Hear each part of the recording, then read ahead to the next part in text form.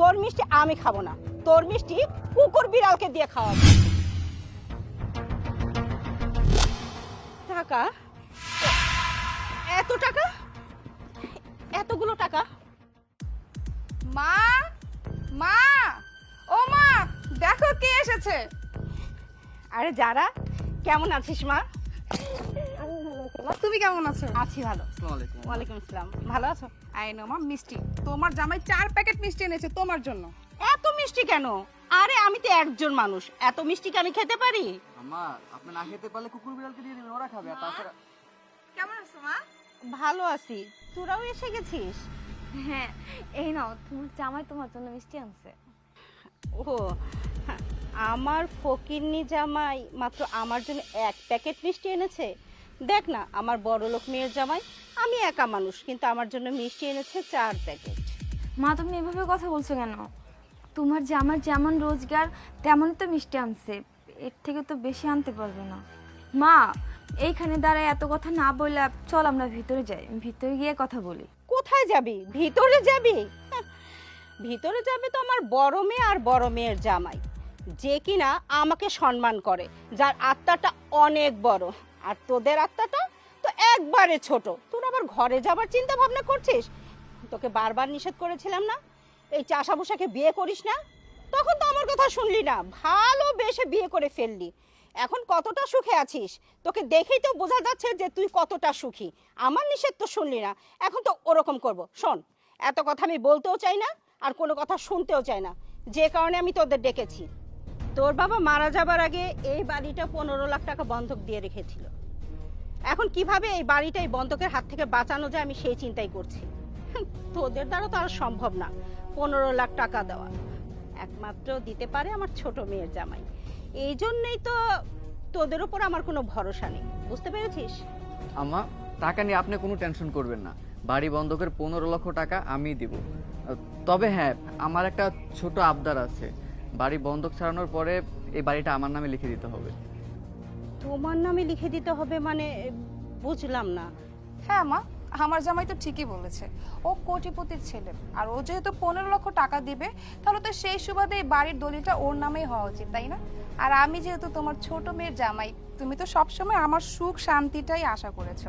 আর আমি তোমার জামাইয়ের সাথে অনেক ভালো আছি, অনেক সুখে আছি। তাই আর কি বলেছিলাম কি, এই বাড়িটা যদি আমাদের নামে হয়ে যেত তাহলে আমারও খুব ভালো লাগতো, আমি সুখে শান্তিতে থাকতে পারতাম। তাছাড়া বিয়ের সময় তোমার মেয়ের জামাই এই বাড়িটা অনেক পছন্দ করেছিল, তাই আর কি। দোষের তো কিছু বলেনি মা। যদি এই বাড়ি তোদের নামে লিখে দেই তাহলে আমি থাকবো কোথায়? আম্মা, এটা নিয়ে আপনি কেন চিন্তা করছেন? আপনার তো অনেক বয়স হয়ে গেছে। আমরা একটা কাজ করবো, আপনাকে সুন্দর একটা বৃদ্ধাশ্রমে রেখে আসবো। ওইখানে কত সুন্দর খোলামেলা বাতাস আছে, আর তাছাড়া আপনার মতো অনেক মানুষ আছে, তাদের সাথে আপনি গল্প করতে পারবেন।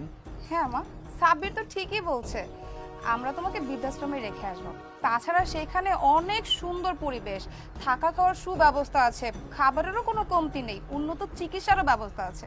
আর একটু বয়স হয়ে গেলে না, শ্বশুর শাশুড়ি মুরব্বীরা বৃদ্ধাশ্রমেই থাকে, তাই তুমি বৃদ্ধাশ্রমেই থাকবে মা। যারা, একদম চুপ করে থাক, আর একটাও কথা বলবি না। এই, তোর সাহস কি করে হলো তুই মাকে বৃদ্ধাশ্রমে রেখে আসে কথা বলতেছিস? এই শোন, মার এই সম্পত্তি, এই বাড়ি মার। তুই কিছু টাকা দিচ্ছিস বলে এমন না যে তুই মাকে এই বাড়ি থেকে বের করে বৃদ্ধাশ্রম পাঠিয়ে দিয়ে আসবি। এটা কখনোই করতে পারিস না তুই। তোর বাবা অসুস্থ হওয়ার সময় 15 লাখ টাকা দিনা করেছিল।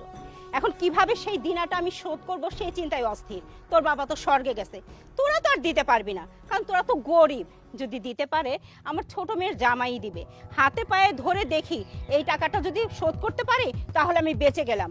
শোন, এখানে দাঁড়িয়ে দাঁড়িয়ে আর কথা বাড়াতে হবে না, তুই তোর মতো তোর বাড়িতে চলে যা। ঠিক আছে মা, আমরা চলে যাইতেছি। আমরা যাওয়ার পরে তুমি মিষ্টির প্যাকেটটা খুইলো। তোর মিষ্টি আমি খাবো না, তোর মিষ্টি কুকুর বিড়ালকে দিয়ে খাওয়াবো।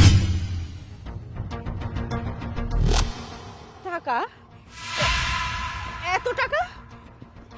এতগুলো টাকা?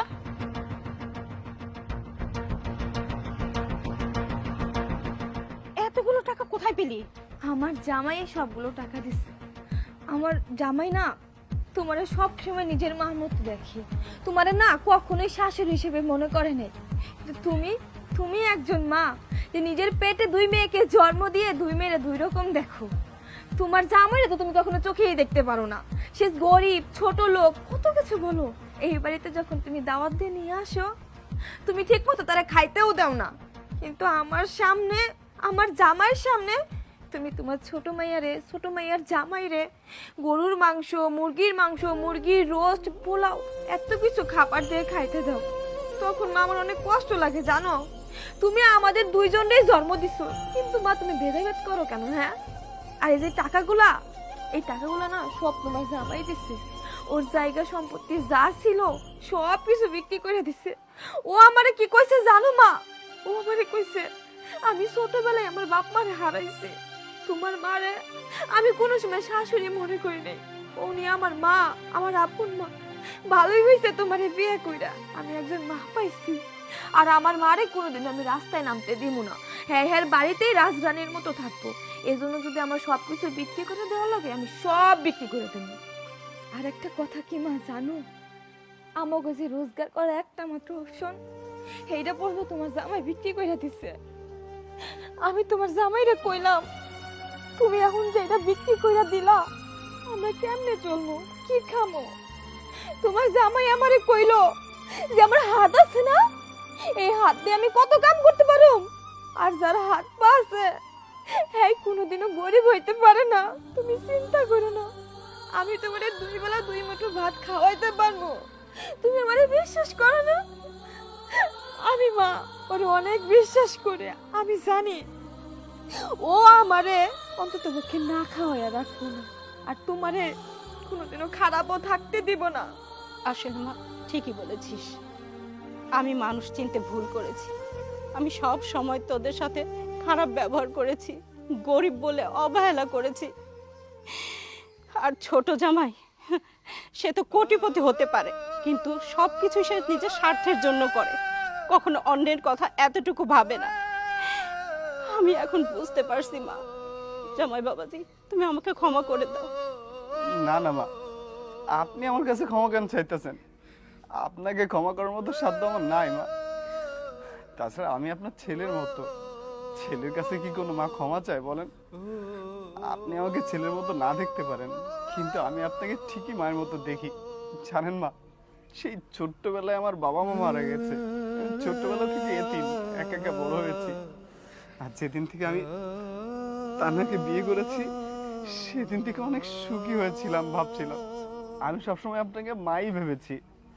আপনি আমাকে কখনো ছেলের আদর না করলে কি হবে, আমি ধরে নিয়েছি যে আপনিই আমার মা। আমি এখন বুঝতে পারছি বাবা, আমি কত বড় ভুল করেছি। আসলে মানুষ মাত্রই তো ভুল করে, তাই না? আমারও ভুল হয়েছে। আচ্ছা ঠিক আছে, আসো তোমরা সবাই ভিতরে আসো। না মা, আমি আর কখনো এই বাড়িতে ঢুকবো না। আমি মনে করবো যে আমার কেউ নাই, আমি আমার বাড়িতেই থাকবো। আমি কখনো আর আপনার বাড়িতে আসবো না। কিন্তু আমার মেয়ে, মা, এটা নিয়ে আপনি কোনো টেনশন করবেন না। আপনার মেয়ে সারা জীবন আপনার বাড়িতে আসবে, যখন খুশি তখন আসবে। আর আপনার যখন ইচ্ছে করবে আপনি আমাদের বাড়িতে যাবেন, আমার কোনো সমস্যা নেই। মা, আমি যাওয়ার সময় তোমার আরেকটা কথা কই আছে। তুমি সারা জীবন টাকার পিছনে ছুটছো, যার টাকা আছে তারই দাম দিছো। কিন্তু মা, একটা কথা মনে রেখো, টাকা থাকলেই হয় না, মন থাকতে হয় মা, মন থাকতে হয়। আর সেই মনটা তোমার মাইয়া আর তোমার ছোট জামাই নাই। আমি আর কোনোদিন এই বাড়িতে আসুন না যেই বাড়িতে আমার জামাইয়ের সম্মান নাই, যারা আমার জামাইরে সম্মান করতে জানে না, তাগুলো লগে আমার কোনো সম্পর্ক নেই। চলো। na